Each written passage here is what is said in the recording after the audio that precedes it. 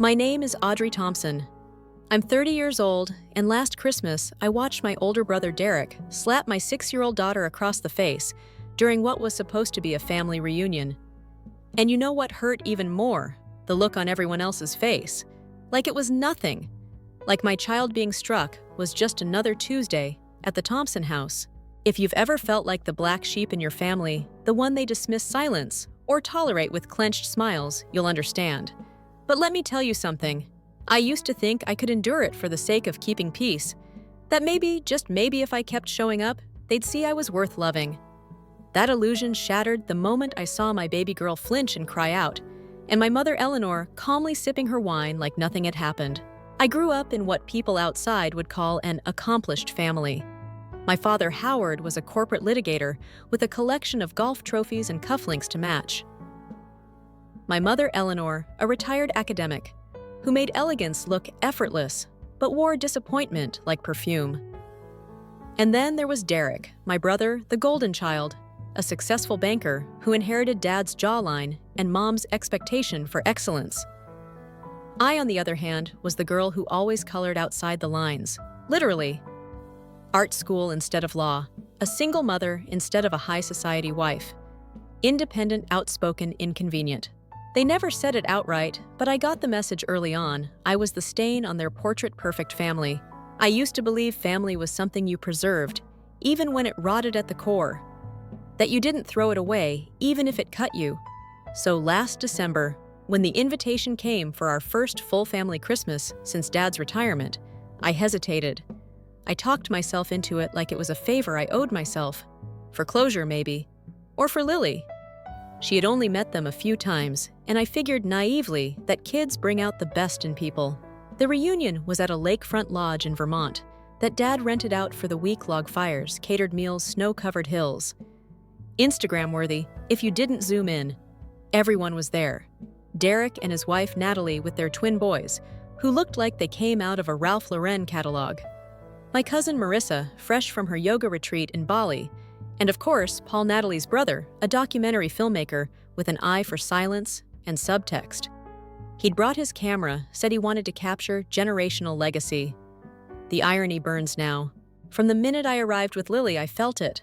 That same cold draft of dismissal, Eleanor's tight smile, Derek's condescending hug, the boys refusing to play with Lily because she talks too loud. No one said anything outright, but everything said everything. Still, I unpacked, helped decorate the tree, poured cider, laughed at forced jokes. For Lily. That night, we had a formal dinner. You know, the type silverware aligned, like soldiers' glasses, that chimed like fragile secrets. Lily had been so excited to sing the carol she'd been practicing for weeks. She stood in front of the fireplace, clutching her little snowflake headband, and started singing Silent Night with this clear, trembling voice. Halfway through the first verse, Derek snapped. "That's enough, Lily," he barked. She froze, looked at me. I stood, gently said, "She's okay, she just wants to share." And then it happened. He got up, walked straight to her, and without a blink, he slapped her. The sound cracked across the room. A literal slap, but also a slap to every fiber of hope I still had for this family. Lily stumbled back, her cheek flushed red. She didn't cry at first, just stared, shocked. Then her lower lip trembled. I rushed to her, held her trembling myself. "You're overreacting," Eleanor said calmly, not looking up from her plate. "She was being disruptive," Derek muttered. I looked around the room. No one, not Natalie, not Marissa, not even Paul said a word. Just silence. The kind that screams. I packed our bags that night. Lily cried herself to sleep in the car while I drove 3 hours back to Boston in a snowstorm, hands shaking on the wheel. But here's the thing. I thought I was done. I thought I'd cut them off for good. Until Paul called me 2 days later. "I didn't know the mic picked it up," he said. But it did. Everything. The slap. Eleanor's comment. Derek bragging after off camera about how kids need real discipline. I froze. Paul paused. "I think it's time the truth came out." That moment changed everything. See, Paul had been filming for a private project, something he called The Untold Legacy, about dysfunctional generational patterns. He'd been documenting the way our family interacted for months. Nobody noticed the tiny mics he placed under the dinner table. But he had hours of footage, passive-aggressive exchanges, emotional gaslighting the works. What Derek did to Lily wasn't the first red flag, just the brightest one. Paul sent me a clip. I watched it alone in my apartment. Saw myself smiling tightly. Heard Derek scoff, and then the slap. The sound was louder than I remembered. My daughter's gasp pierced me. And then I heard something else. Eleanor moments after saying, "She'll learn, like Audrey did." I dropped the phone. That night, something broke in me. But something else woke up. I started making calls. Not to the police, not yet. I called Rachel Miles, an old friend from undergrad, who now worked as a child advocacy lawyer. I sent her the clip. She called back the next day. "Audrey," she said, voice steady, "you have enough here for both a civil suit and a criminal inquiry. But more than that, you have a cultural moment, if you're willing."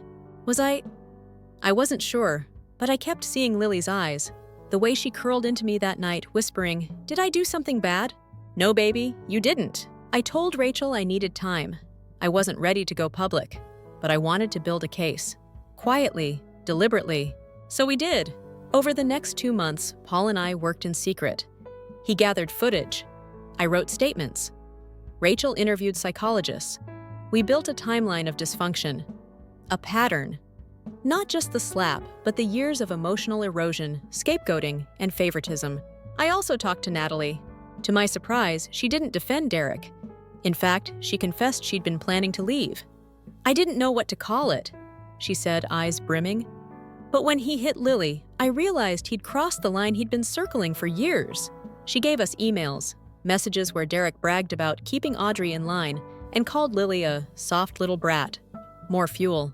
We were building a fire. And then came the twist I never expected. One night, digging through old photo albums for context footage, I found a picture of me as a child. It was one I'd never seen. I was about 7, sitting on a swing in the backyard, face bruised. A note on the back in Eleanor's cursive, "Audrey fell, again." But I remembered that day. I didn't fall. Derek pushed me. And when I told Mom, she said, if you didn't provoke him, he wouldn't act out. This wasn't just about Lily. This was a cycle. I had to break it. And so, with Paul's help, we prepared something bold, a private screening of the documentary at a local community center. We invited family, friends, advocates, lawyers. We didn't announce the contents, just called it Family Frames, a documentary on legacy and silence. The night before the screening, I stood in my apartment watching Lily sleep.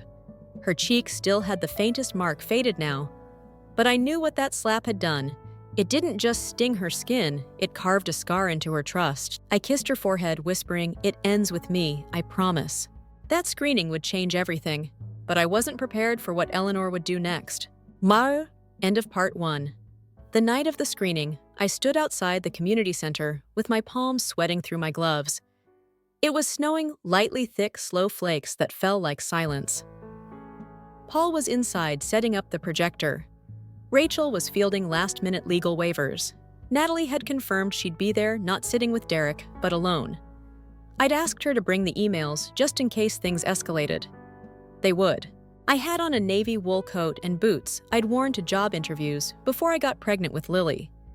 They didn't fit quite right anymore, but I wore them on purpose, like armor. Lily was with a sitter, thank God. I wasn't going to let her anywhere near what I suspected might turn into a public family implosion. At 6:15 p.m. sharp, my parents arrived. Howard walked in like he owned the building.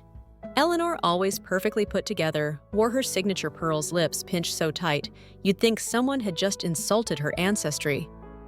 Derek trailed behind them with a face like stone, while Natalie walked 3 steps behind, clutching her coat, but not touching him. "You didn't mention this was going to be some kind of event," Eleanor said as soon as she saw me. Her voice was syrupy with control. I nodded, didn't want to ruin the surprise. Her eyes narrowed. "We don't do surprises." "No," I said quietly. "You don't." The screening room wasn't fancy. Just a rented rec hall with folding chairs, a white wall, and a slightly sticky floor. But to me, it felt like a courtroom. Or a battlefield. It smelled like burnt coffee and institutional fear. My fear. Paul stood up front and welcomed everyone, his voice calm, grounded. "Tonight you're going to see something different, something unfiltered. This isn't a hit piece, it's a reflection." of what we inherit and what we pass on. I'll let the film speak for itself. And then the lights dimmed and it began. The documentary opened with a wide shot of the lake house, that same picturesque scene from December Pine Tree's Snow Fireplace.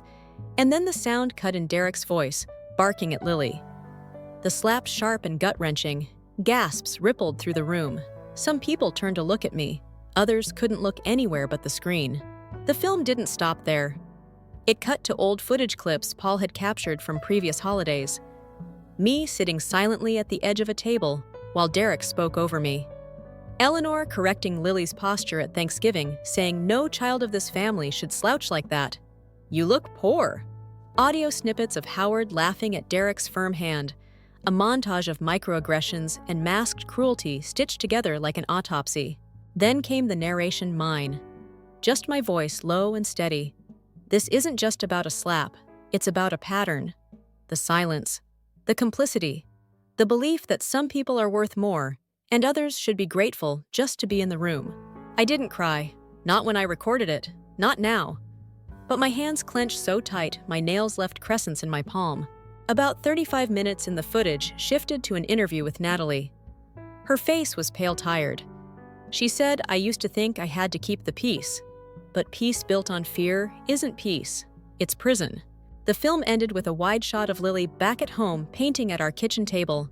No dialogue, just music. A soft piano score Paul composed himself. Lily laughed as she dipped her brush in purple paint, completely oblivious to the storm she'd survived. A child being a child, free. When the lights came back on, there was silence. Real silence, the kind that presses into your ribs. Howard was the first to stand. That's enough, he growled. This is slander, manipulative editing. Audrey, what the hell is this? I looked at him, then at everyone else in the room. It's the truth. You just don't like the way it looks. You're blowing things out of proportion. Eleanor added, her voice sharp. That clip with Lily was taken out of context. Derek was disciplining her. She's 6, I said. You don't hit a child? Not ever. It was one moment, Derek snapped. You think you're perfect, Audrey. You think you can judge the rest of us. I stepped forward. My hands were still shaking, but my voice didn't flinch. No. I don't think I'm perfect. I think I'm done pretending your abuse is normal. I think I'm done protecting you. Someone in the back, an older woman I didn't recognize, probably a friend of Paul's, spoke up. That wasn't discipline. That was cruelty. The room began to shift. A few people stood and walked out, unable to look us in the eye. A couple approached Paul to ask about where they could see the film again. Natalie sat quietly holding her phone like it was the only thing tethering her to earth. Rachel approached Eleanor and handed her a folder. These are preliminary filings. Audrey's seeking full no-contact orders and reserving the right to press civil charges for emotional harm. And we're making a copy of the documentary available to child welfare authorities. Eleanor looked at me like I'd stabbed her, but she didn't argue. Howard just scoffed. You'll regret this. I shook my head. I already regretted not doing it sooner. That night, after the screening, I walked alone through Boston Common. It was late, close to midnight. The snow had stopped. The air smelled clean like possibility. I passed an old elm tree where I used to sit and sketch as a teenager. It had lost some branches in a storm years back, but still stood roots deep and unwavering. I thought about that picture I'd found. Me on the swing, the bruise, Eleanor's handwriting on the back. They'd always tried to write over my truth, rewrite my pain into accidents or exaggerations. But not this time. This time, the narrative belonged to me. That was the symbolic moment I didn't see coming the night I realized the cycle wasn't just theirs. It had seeped into me too, in my doubts, my silence, my need for their approval. And by telling the story, I had broken it. But the next morning, I woke to an email. Anonymous sender, no subject line. Just one sentence. You think this is over? Think again. Attached was a scanned image of a legal document. My full name, a custody challenge, filed by Derek Thompson. I blinked, read it again, and felt something inside me go cold. It wasn't over. Not yet. The moment I saw Derek's name on the custody challenge, my stomach dropped. It felt like stepping onto solid ground, only to realize it was ice, and I was already mid-fall.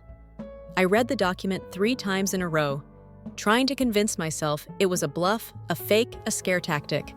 But everything about it was real. The language was precise, lawyered up, clinical in tone, concerned for the emotional welfare of the minor child Lily Thompson.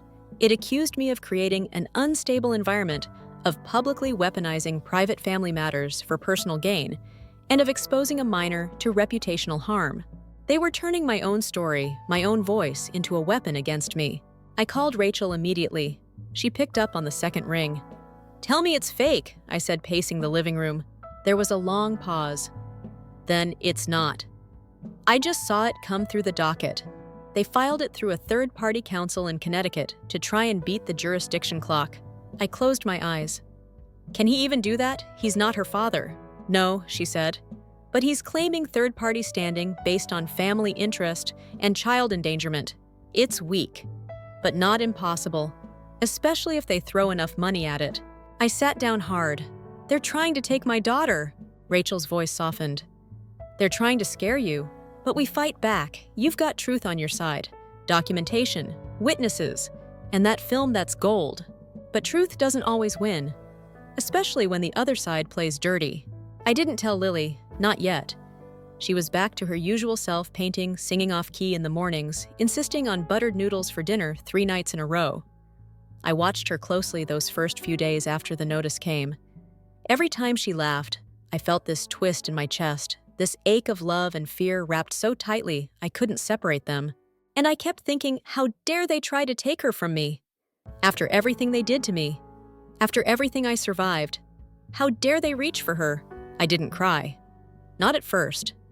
Instead, I cleaned, scrubbed the apartment top to bottom, reorganized the pantry, donated 4 bags of clothes.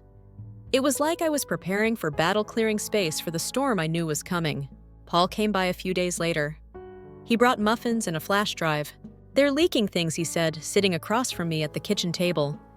"Clips, quotes, fragments, taking parts of the documentary out of context, making you look unstable."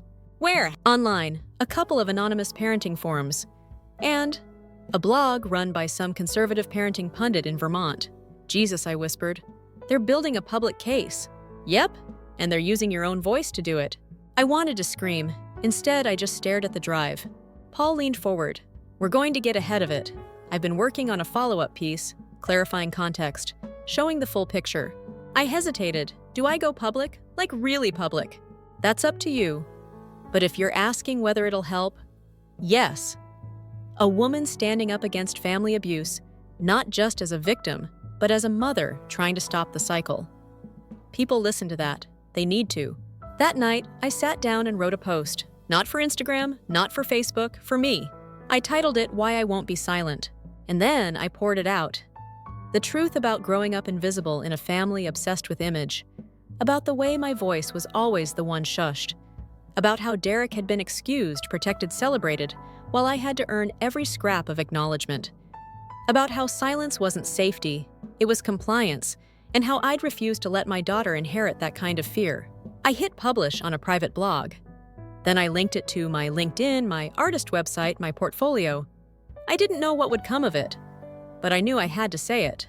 2 days later, a writer from a mid-sized media outlet reached out. They wanted to interview me. I told them yes, and that's when Eleanor called. Not texted, called.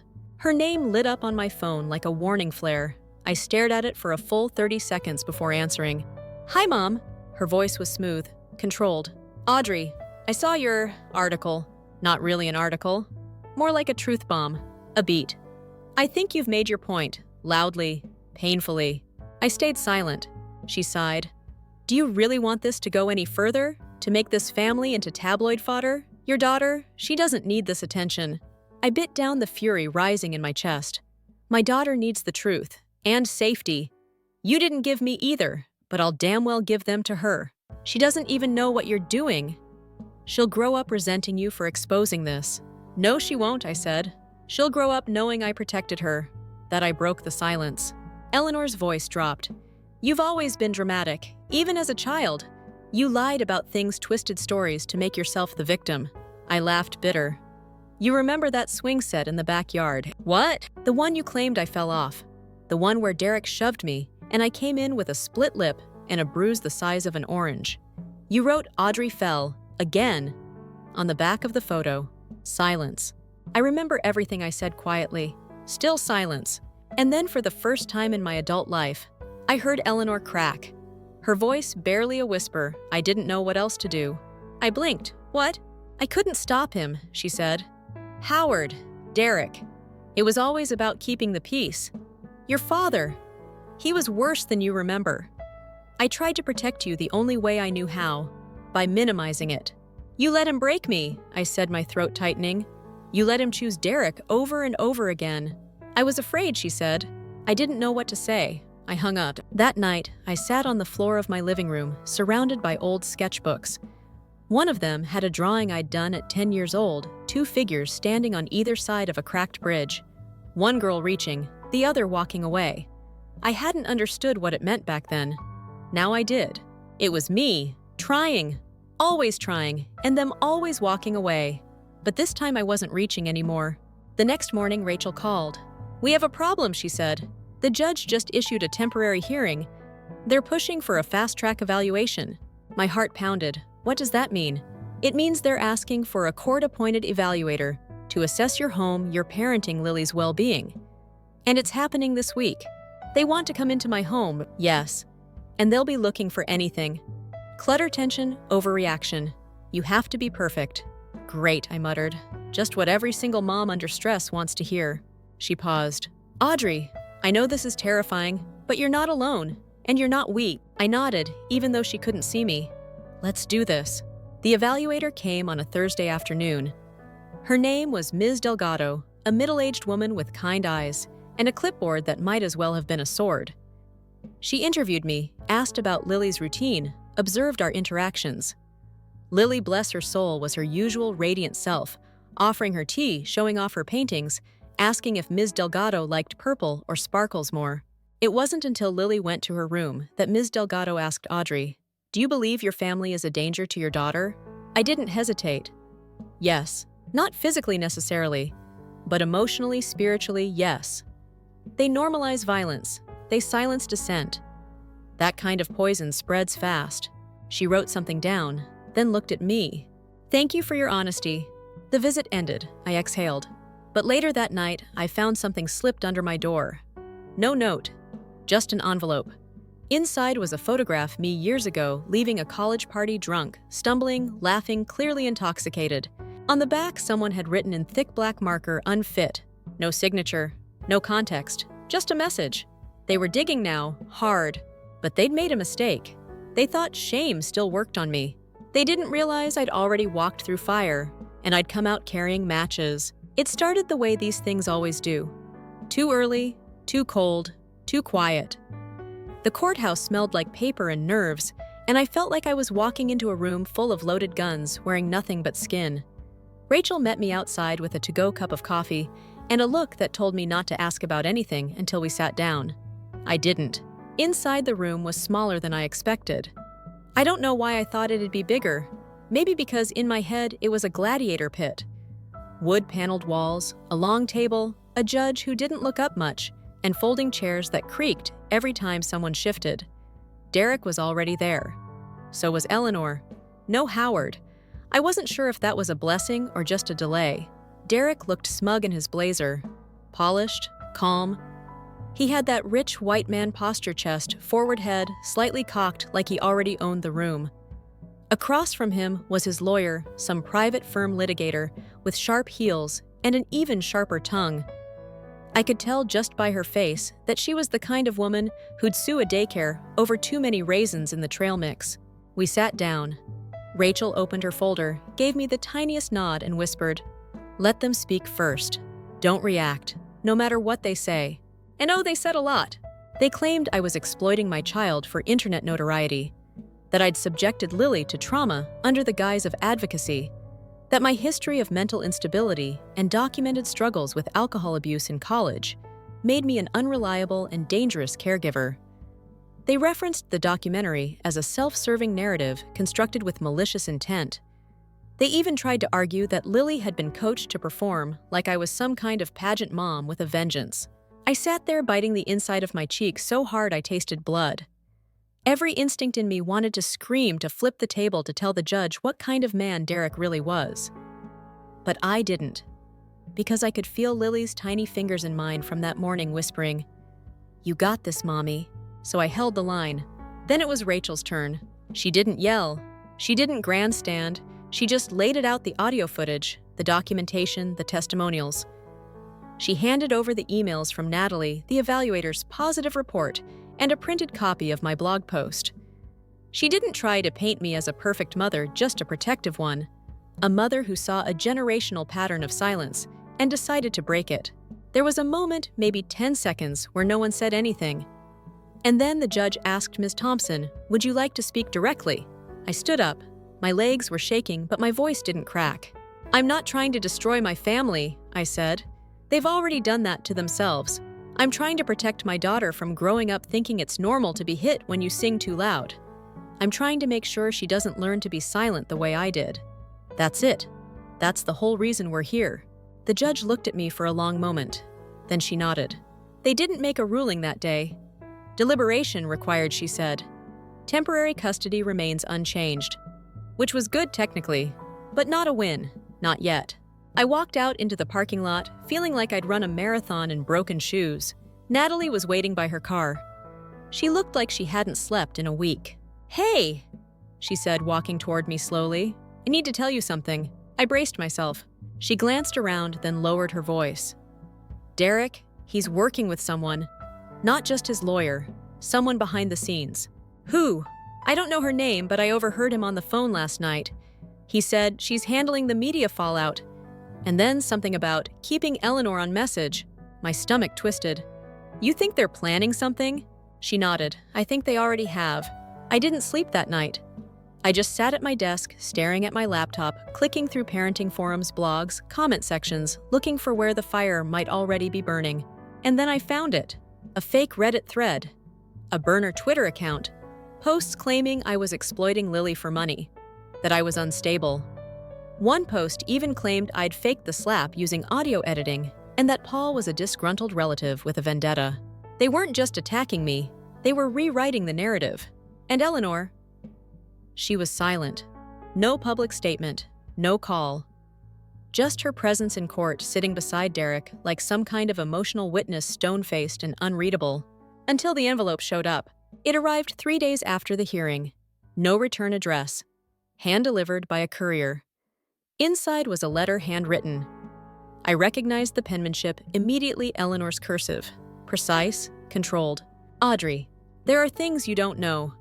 Things I couldn't tell you. I've kept too many secrets, but I won't keep this one any longer. The night before you were born, I tried to leave. I packed a suitcase and had a ticket to my sister's in Oregon. But Howard caught me. He said if I left, he'd make sure I never saw you or Derek again. I believed him, so I stayed. And I learned how to survive him. And I taught Derek how to do the same. But in doing so, I passed it down. I'm not asking for forgiveness. I just want you to know it didn't start with you, and I wish I had been stronger. Love, Mom." I read the letter 5 times before I could breathe again. Then I called Paul. "We need to talk," I said. "About going fully public." He didn't even hesitate. "I'm ready." We spent the next week putting together everything we had. The footage, the letters, the evaluations, the truth. Paul edited a shorter version of the documentary, a version we could release publicly, without exposing Lily directly. It focused on the patterns, the generational damage, the institutional silence in upper-class families like ours. We sent it to a journalist at a major digital outlet. A woman named Kendra, who specialized in family abuse and legal systems. She agreed to run it with redactions for privacy, alongside a feature story on the price of silence. We weren't just fighting in court anymore. We were fighting in the court of public opinion. And then just days before the second hearing, Paul found something in the documentary footage we hadn't noticed before. A clip from 10 years ago, Thanksgiving, a background moment, Howard talking to a younger Derek. Their voices low but audible. "You always go too far," Howard says, laughing. "You did worse," Derek replies.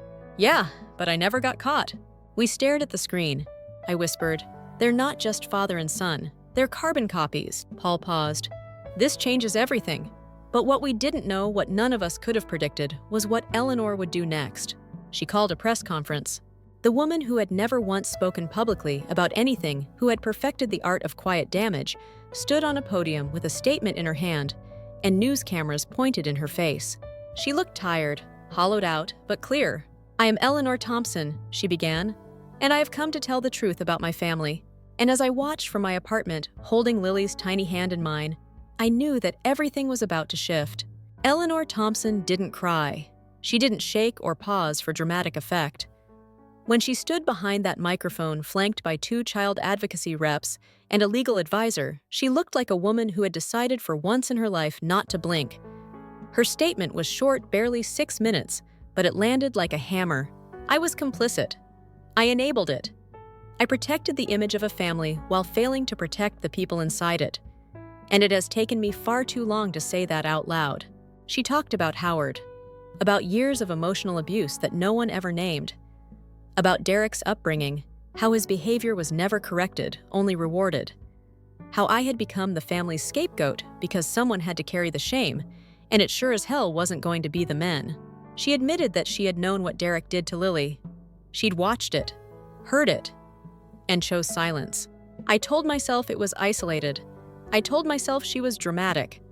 But the truth is, I saw myself in Audrey, and I punished her for it. I watched the live stream alone, hands pressed over my mouth. I couldn't breathe, couldn't move. All I could think was she said it. She actually said it.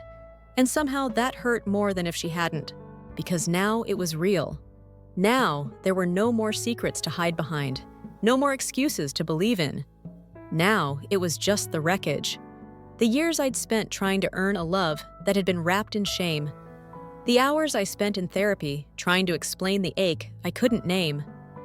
The way I still flinched every time someone said family is everything. When the broadcast ended, my phone exploded texts, emails, missed calls.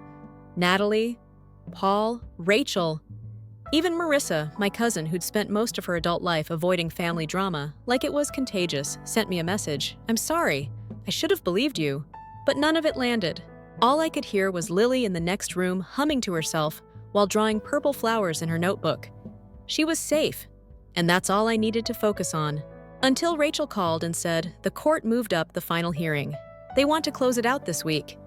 And Eleanor's statement changes everything.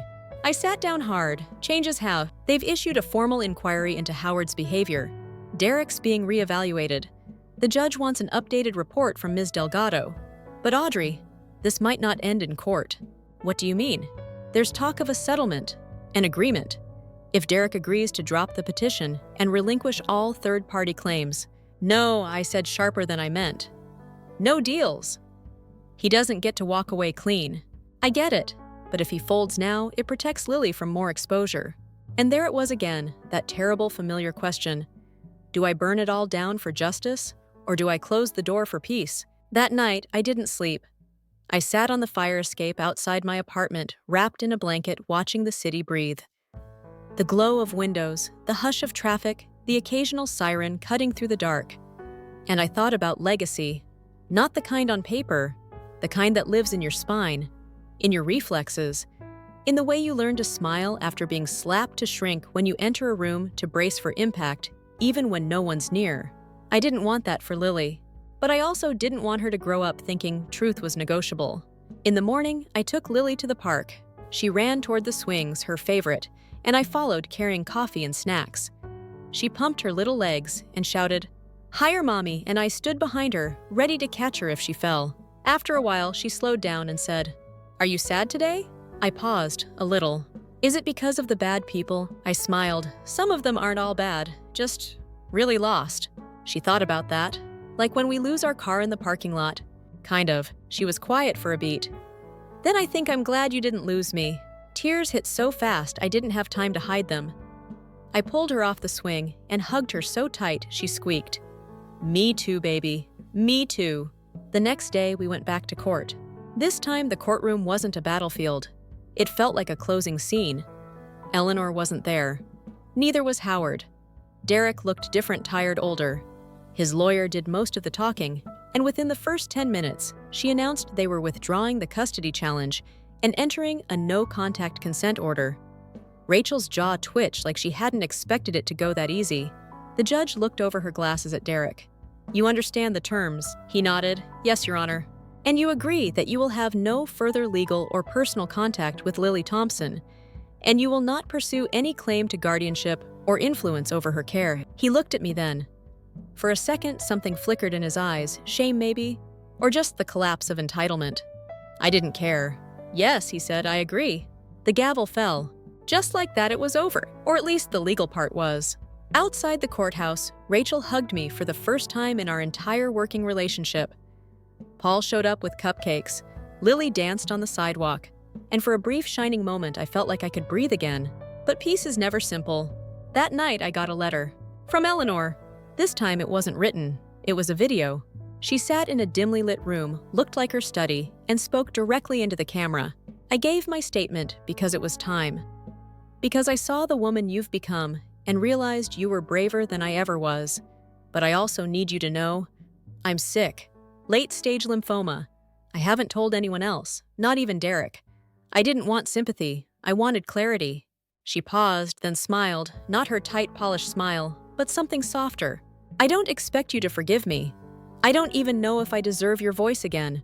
But I needed to leave you with this: you were always the strongest one. Even when I tried to silence it, especially then. The video ended. I sat in my kitchen for a long time, the screen frozen on her face. I didn't cry. Not because I didn't feel anything, but because I didn't know what to feel. There's no blueprint for grieving a mother you never truly had. And yet, I felt something shift. Not closure exactly, but a crack in the wall I'd built around the word mother. A part of me wanted to call her. A bigger part of me wasn't ready, or maybe never would be. But one thing was certain. The silence had ended. And what came next would be mine to define. Spring came early that year.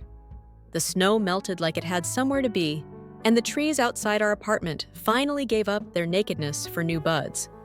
There's something symbolic about the way Boston shifts in April, how the cold fights to linger, but eventually loses to life. It mirrored what I felt inside, not healed, not whole, but thawed, starting over. Lily turned 7 that month. She wanted a unicorn-themed birthday party and insisted on making the cake herself, which meant our kitchen ended up looking like a glitter bomb went off in a sugar factory. But it was joy. Messy, chaotic joy. The kind I didn't grow up with, but was determined to give her. I invited only people who made us feel safe. Rachel, Paul, Natalie, Ms. Delgado. Even Marissa, who brought a hand-painted music box that made Lily gasp like she'd been handed treasure. No family by blood, only family by truth. A few days after the party, I got a package in the mail. No return address, but I knew who it was from. Inside was a hardcover book my blog post printed, bound with the title in embossed silver, Why I Won't Be Silent. Tucked into the first page was a note in Eleanor's handwriting for Lily, when she's old enough to ask. It sat on my shelf for weeks before I could touch it again. In therapy, I told my counselor that I felt like a woman walking barefoot through glass, fine one moment, bleeding the next. I didn't know how to rest. Every time I relaxed, my brain screamed, "Danger, they'll come back." She told me that trauma wasn't just about what happens, but what happens after. How your body rewrites safety. How hypervigilance becomes a lifestyle. I nodded like I understood, but the truth is, I was still waiting for a knock on the door. A summons, a slap from the universe. And then one day I didn't. I woke up and made coffee without checking the locks twice. I painted while Lily napped. I posted a photo of our balcony garden without worrying who might screenshot it. It was small, but it was everything. Paul released the full documentary later that spring. Titled Legacy: What We Keep and What We Break It, became more than we imagined. Not viral in a flashy meme way, but it got picked up by a streaming platform under a family dynamics series shared in classrooms referenced in think pieces. People emailed, strangers wrote letters, survivors, mothers, even teachers. One message stuck with me. It was from a woman in Minnesota. She wrote, "I didn't know what was wrong with my family until I heard your voice. I just thought I was bad at being loved. Thank you for naming it." And just like that, I understood something I hadn't before. That telling your story isn't about vengeance, it's about permission. It gives others the language to speak their own pain. Still, there were loose ends. Howard disappeared from public view. His law firm quietly removed his name from the website. A few whispers floated around about a personal leave, but nothing concrete. I heard from someone, maybe Natalie, that he was living in New Hampshire now, alone. No one missed him. Derek, he tried to pivot. Rebranded himself as a consultant, moved out of state. Started a LinkedIn newsletter full of faux humility and leadership buzzwords. I didn't follow him, but I heard through back channels he'd lost a few major clients after the documentary aired. Actions have echoes. And the truth? It sticks. Eleanor, she never reached out again. Not directly. I think she knew better than to try and insert herself back into my life. But sometimes I found myself wondering, did she regret speaking out? Did it cost her more than it gave? One day Lily found the music box from Marissa and played it softly while she painted. "It sounds like a goodbye," she said, half whispering. I didn't answer, just watched her paint a purple sun above a blue house with a rainbow door. That night, I finally opened the book from Eleanor. Read the note again. Then flipped through the printed pages of my own words, my pain, my rage, my truth, and closed it with both hands. I placed it next to our family photos, not because I forgave her, but because it belonged there. As a reminder, as a thread in the tapestry, not the whole thing. That summer I started teaching again, just part-time. Art workshops at a community center downtown. It was strange stepping back into a space where my voice mattered without defense. But it felt good, real. I brought Lily with me sometimes. She'd sit in the back with her markers and snack cups, occasionally wandering over to show the other kids her drawings. Watching her be loud, unafraid, expressive, I knew I'd done something right. And me, I changed too. Not overnight, but slowly. I no longer felt like I had to prove my worth to people who never saw it. I stopped reaching for love that came with conditions. I started loving myself in the messy, honest way I had always deserved. The last big decision came quietly. Paul and I were sitting at a diner, one of those old chrome-plated places that serves pancakes at 8 p.m. and doesn't care if you wear mismatched socks. He asked me, "Have you ever thought about publishing your story, like for real, not just the blog?" I stirred my coffee. "You think anyone would care? I think people need it, not just survivors, but the ones who still think silence is noble. That loyalty means erasure." I smiled. "That sounds like something you'd say in a voiceover." He laughed. "Maybe, but I'm serious. You broke something open, Audrey. And the world needs people who don't just survive it, but name it." So I said yes. We started small outlines essays, collecting memories like puzzle pieces. It wasn't easy. Reliving trauma never is. But this time it felt different. Like stitching, not bleeding. Like building, not unraveling.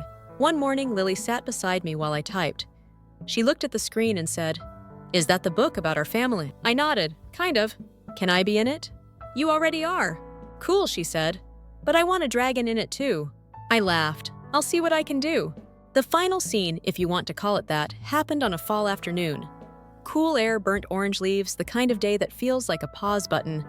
We were walking through the park, Lily on her scooter, me with a warm cider in hand, when she stopped and looked up at a statue, some old general on a horse. "Why do people make statues?" she asked. "To remember things," I said. "Like the good thing, sometimes, or the hard ones, so they don't happen again." She thought about it. "Can I make a statue of you?" I blinked. "Of me?" "Yeah," she said. "But not like that guy. I'll make yours out of paint, and it'll look like a tree." "Why a tree?" "Because you're strong. And you don't fall down even when the wind is loud." I didn't say anything. I couldn't, because for the first time in my life, I believed her. Story 2. My family blocked me from the group chat during my wedding.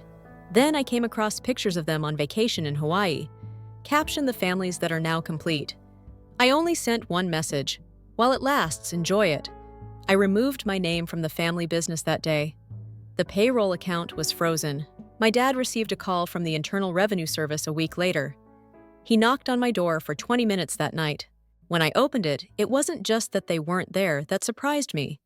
They blocked me from the family group chat at that precise moment on my wedding day. I recall waiting outside the location immediately following the ceremony. Everyone was making their way to the reception hall as the sun was lowering and the sky had a gentle golden hue. Emma was laughing with her bridesmaids about the wind catching her veil. In my pocket, my phone buzzed. When I looked, I saw that it said, "You have been removed from Smith Family Core." I had assumed it was another congratulations message. No context, no warning, simply gone. As if it were written in a foreign language, I gazed at the screen. My initial thought was that it was an error. Perhaps Caleb accidentally tapped something. Perhaps Dad was trying to change the group photo or mute notifications because he was confused. That group chat has existed for 8 years. Birthdays and holidays, news about the family business. Everything passed through it. However, when I attempted to open it, nothing. I couldn't get in. At that point, I became aware that they were absent. Their table was empty of chairs. As a result, the chairs were arranged precisely. Mark, Caleb, Mom, and Dad are all empty. The waiters were constantly checking for tardiness. Alan, my closest friend, asked if they were stuck in traffic. I simply shrugged. I did not want to spoil the night. The fact that they had RSVP'd more than once made matters worse. They had filled out the online form, texted to confirm again the previous month, and even discussed their attire. My mother went to great lengths to avoid conflict with the bridesmaids. Mark invited his girlfriend to attend. Yes, I replied. They weren't merely anticipated. The damn plan included them. Before taking family pictures, the photographer kept asking if we wanted to wait for them. I continued to put it off. Eventually, we simply left them out. During dinner, Jody asked in a whisper if there had been any interaction between us. I told her I had no idea. That was the reality. I didn't receive a response until the 3rd day of our honeymoon.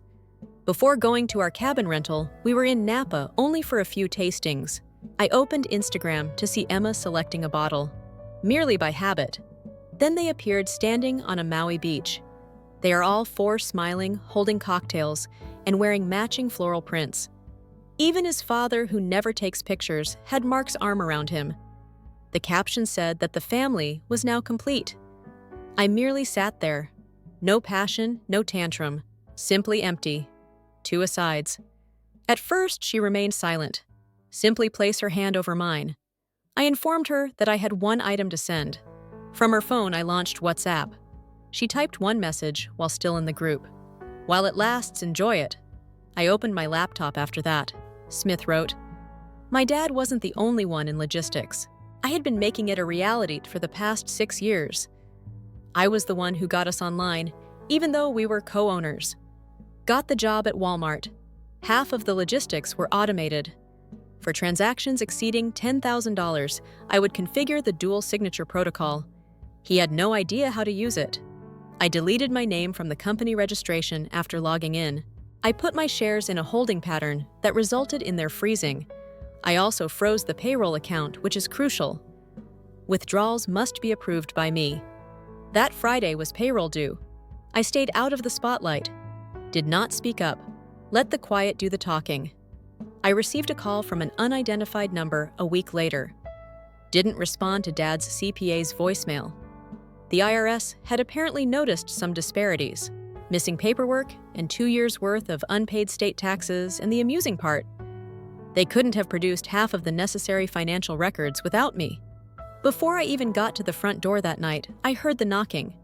20 minutes straight. I took a while to respond. I held him up.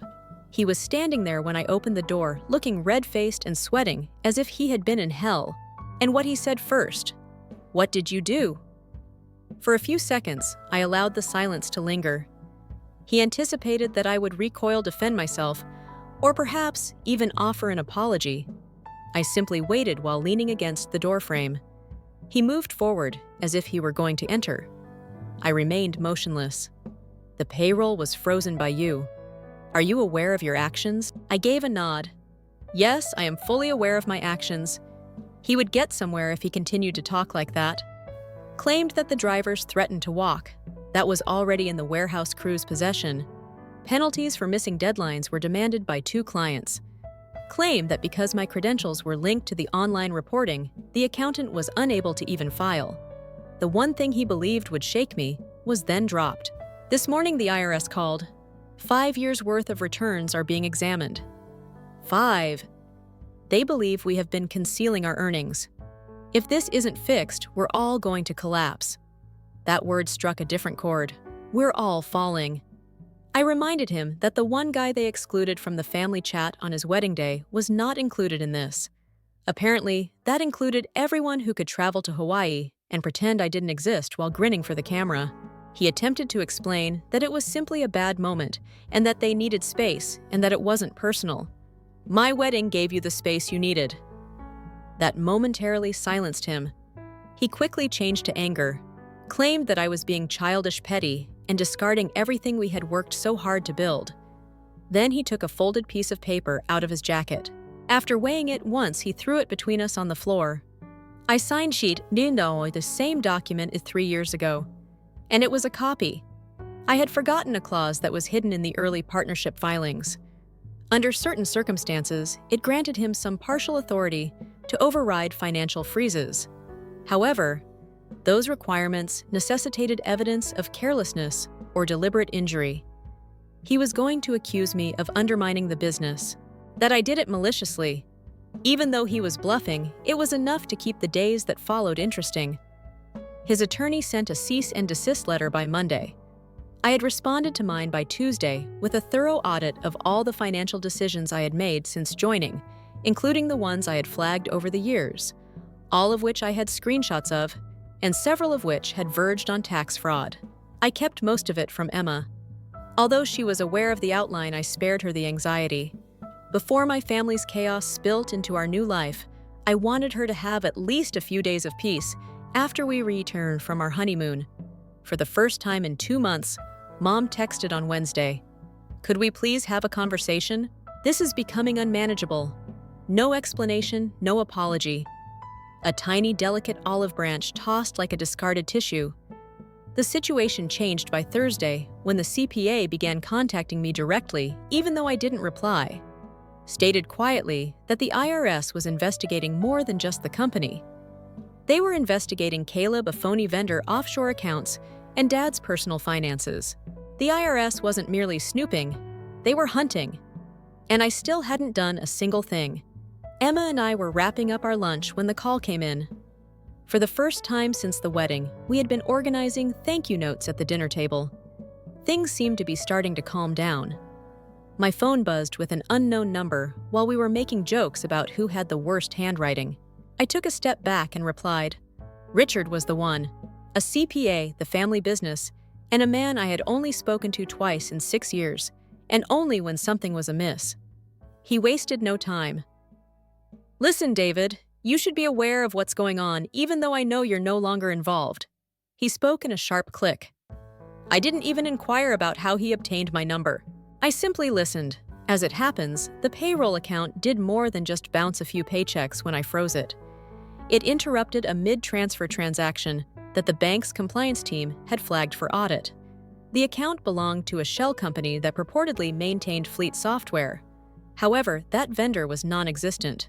The vendor's founding documents listed the address as a mailbox store in Nevada. Caleb. At that point, everything began to make sense. Why did Caleb always participate in the business in such a casual manner? Why he never had to describe his actual actions? How bad is it? I asked Richard. After a brief silence, he stated that the IRS had now referred the matter to a criminal investigator. They examined every transaction over the previous 5 years, not just one. My father had used my digital signature on a number of documents that I hadn't even seen, and it seems that my withdrawal had revealed the chain of irregularities. Fake invoices, inflated contracts, and unreported foreign income. I sat with it for a while after hanging up. I could have left at that moment, see them burn.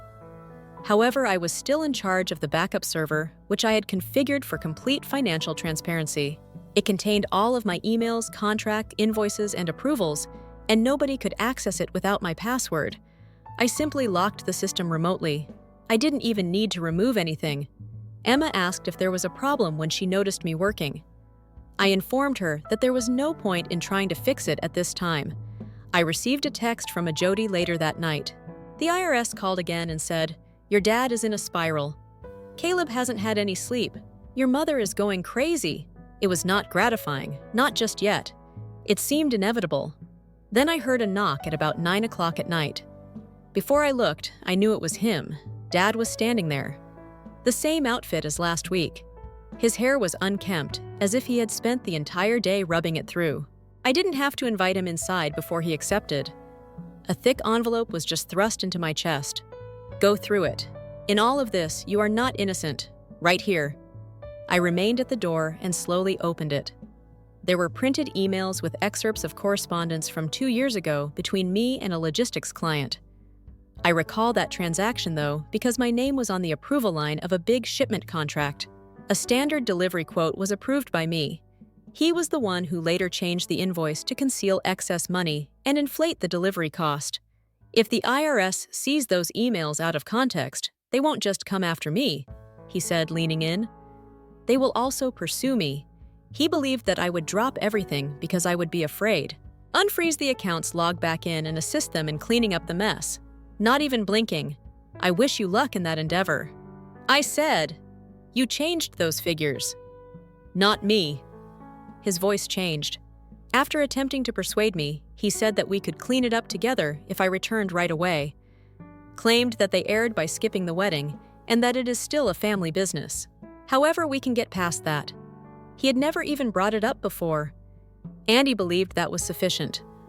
All of this would be resolved if he made a passing reference to leaving me on the most significant day of my life. I simply gave a headshake. That bridge was destroyed by you. You're angry now. The fire is getting bigger. He remained motionless for an additional moment, as if he had something more to say. He turned and proceeded down the driveway after that. I locked the door after closing it. Not to be safe, to illustrate a point, our former legal counsel sent me an email the following morning. It seems that my dad was attempting to raise liquid cash by selling company shares to a third party in a panic sale, but he was unsuccessful.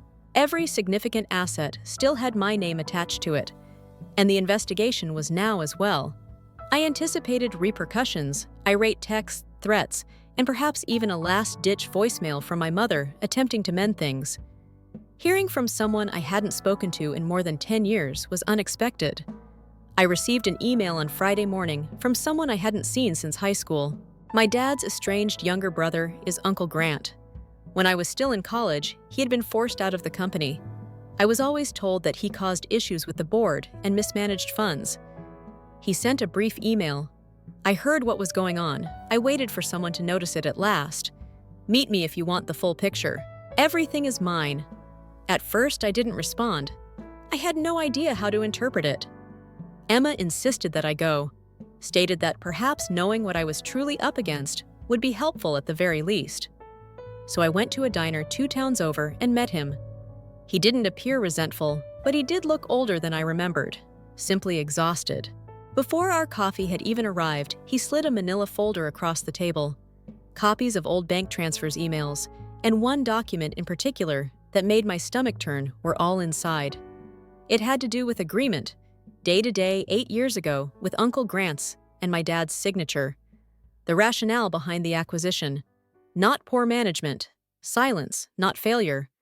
Uncle Grant had reportedly learnt that Dad and Caleb had been using surplus warehouse lease income to fund a side venture, a private shell company operating under Mom's name that purchased and sold commercial trucks at exorbitant prices, primarily to our own business. The scam was full circle, draining the company's resources while enriching themselves. Grant would disappear and never talk about it again after learning that it offered him a payout on one condition. He kept the documents in case something went wrong, but he accepted the deal. Now that the walls were closing in and the IRS was circling, he thought it was time for someone else to find out. I took it all, I scanned it, twice backed it up. I thanked him and walked away. The following day, I received a request from Smith and Rose's legal team to attend a mediation call immediately. They wanted to get everything settled as soon as possible. Offer me a discreet buyout of all my shares in return for granting me access to the servers and locked accounts. I didn't pay attention to the message. That same afternoon, Emma came home with news of her own. While shopping downtown, she ran into one of the warehouse workers, Diego, a guy who'd been with the company since I joined. He told her something strange. Apparently, my dad had told the employees that I was the reason no one was getting paid, that I'd sabotaged the system. After a fight with my brothers, he was trying to turn them against me, said I was bitter and unstable. I didn't even get mad. I just laughed because by Sunday something happened that none of them expected. The IRS didn't just freeze the business accounts, they froze the personal ones too. My dad's, my mom's, and Caleb's, all pending formal investigation. No access, no transfers, no warnings. Emma and I were having dinner when I got the alert.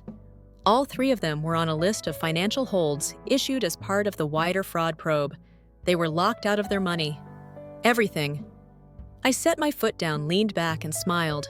The house of cards wasn't just falling now. It had collapsed. Monday morning, I woke up to 33 missed calls, 9 from that 10 from Mom. The rest split between Mark and Caleb. Not a single voicemail, just silent panic. By noon, I had received 2 emails from the IRS requesting copies of the backup financial records, specifically the archived correspondence contracts and vendor activity that only I could access. I didn't respond yet. I wanted them to sweat. That evening, I got an unexpected knock. Emma checked the people first. It was my mother. I hadn't seen her since Christmas 2 years ago. She always preferred to play the quiet partner in family disasters, passive smiling, never directly responsible. But this time, she was the one standing on our doorstep, gripping her purse like it was the last stable thing in her life. She asked to come in. Emma left the room. We sat in silence for a few seconds, and then she launched into a rehearsed apology.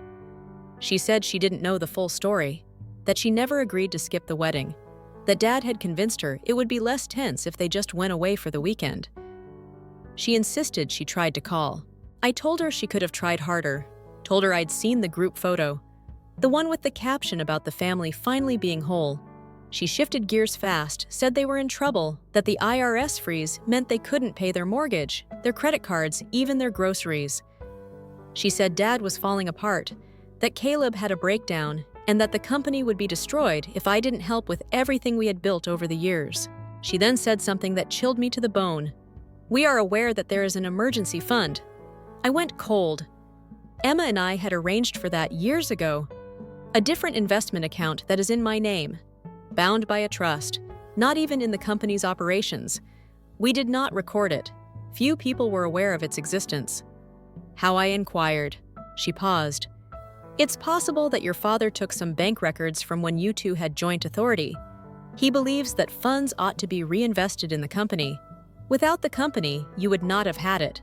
She spoke as though it made sense, as if she thought it was true. I got to my feet. "I don't give a damn about his opinion. We own that money. On my wedding day, you all abandoned me. I owe you nothing," she pleaded, said the words literally. "Please."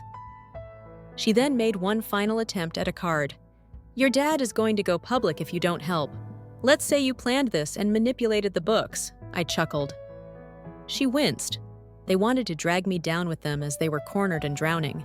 I assured her that I had no plans to halt the inquiry, that I was only holding off on sending the IRS the entire archive because I wanted to see how far they would go. After a moment of stunned silence, she walked away without saying anything more.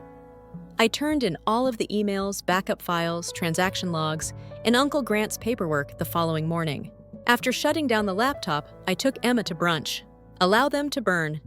The investigation officially began 3 days after I sent the archive to the IRS.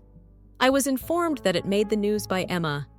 Due to years of tax evasion, a family-owned goods company is currently under federal audit. No names were given, but anyone in the area who knew the Smiths could figure it out. Friends began sending each other texts. Some of my former coworkers contacted me, some in disbelief, some simply to say they always sensed something wasn't right. My father sent me the last message I had ever read that evening. It was a screen grab of a court document written by his lawyer, in which he accused me of violating a fiduciary duty, causing harm to the business, and putting the whole family under financial and emotional strain. He threatened to file a civil lawsuit if I didn't remove the documents. The number was blocked by me, without hesitation. I then deleted my name, email profile, and everything else, after logging into the company portal, which was one of the few things that was still operational. Not in retaliation, not with malice, merely because the moment had come. A few hours later, Mark attempted to call. This time he left a voicemail, claimed that I had overreached, claimed that I ought to have dealt with this within the family. I misunderstood the situation, and we could have had a conversation, according to a paragraph that Caleb sent me via email. It's funny. On my wedding day, nobody wanted to talk. All of them failed to appear, not a single message. However, they discovered their voices when their house was being audited and their accounts were frozen. I didn't respond. They all made decisions. I broke off all communication. I wasn't spiteful when I blocked them. I simply didn't want their poison to continue seeping into the things Emma and I had created. 3 months later, we relocated out of state. The town is clean now. The emergency fund was left unaltered. I resumed private consultations. Emma returned to her teaching. Jody and a few other family members kept in touch, and our life became calm, steady, and genuine. When we got together for dinner, some of our wedding friends would still bring it up. How my family did something that no one could believe. How foolish it was to put a vacation ahead of the wedding of their own son. They only care about control, and when they lose it, they lose everything according to the consensus of all. It has now been almost a year. I still occasionally receive unsolicited letters from law firms or distant cousins who are trying to catch up. I disregard them. I have a new rhythm and a new home with Emma. Now we discuss children. We take trips when we feel like it. I never imagined that we would laugh as much as we do. I have lost my anger. Just finished. I occasionally tell the truth when someone asks if I miss them. I miss the person I believed them to be. However, that version never appeared. Not when it was important. And I won't now either. 6 days after I had assumed that everything was behind me, I received an email that completely stopped me cold. It wasn't a notice. It was from the IRS, not a request. I'm grateful. In a formal statement, one of the case's senior agents acknowledged the importance of the information I supplied. I didn't anticipate it. It stated that several offshore accounts connected to fraudulent vendor payments, not just in my dad's name, had been found as a result of the backup records I submitted. Other colleagues were present, a few of whose names I knew from previous business gatherings. The email ended with something unexpected, even though 2 of them had already left the country. Based on the records, we will be sending out a subpoena for testimony. Although we think you were not aware of these activities, your cooperation could help us develop the case more broadly. That line caught my attention twice. My dad was no longer the only focus of this. This was larger. Emma discovered something in the mail later that afternoon. A heavy envelope. It was delivered by hand, but there was no return address. No label, no stamp. There were 2 items inside, a flash drive and a letter from Caleb. His letter was apologetic rambling and at times desperate.